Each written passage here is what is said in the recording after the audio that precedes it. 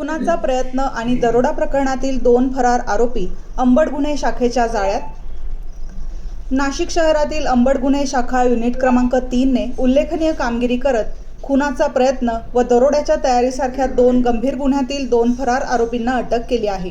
मागील 2 महिन्यांपासून पसार असलेले मोबिन कादरी आणि शुभम खरात यांना पाथर्डी फाटा येथून ताब्यात घेण्यात आले। दिनांक 22 मार्च 2026 रोजी अंबड परिसरातील म्हाडा कॉलनी येथे जुन्या वादातून आरोपींनी कोयत्याने हल्ला करून जीवे मारण्याचा प्रयत्न केल्याचा गुन्हा दाखल होता। तसेच दुसऱ्या प्रकरणात आरोपींनी दरोड्याची तयारी केल्याप्रकरणी गुन्हा नोंद करण्यात आला होता। गुप्त माहितीच्या आधारे गुन्हे शाखा अंबड युनिट क्रमांक 3 ने पोद्दार स्कूल परिसरात सलग 2 दिवस सापळा रचून दोन्ही आरोपींना 16 मे रोजी ताब्यात घेतले।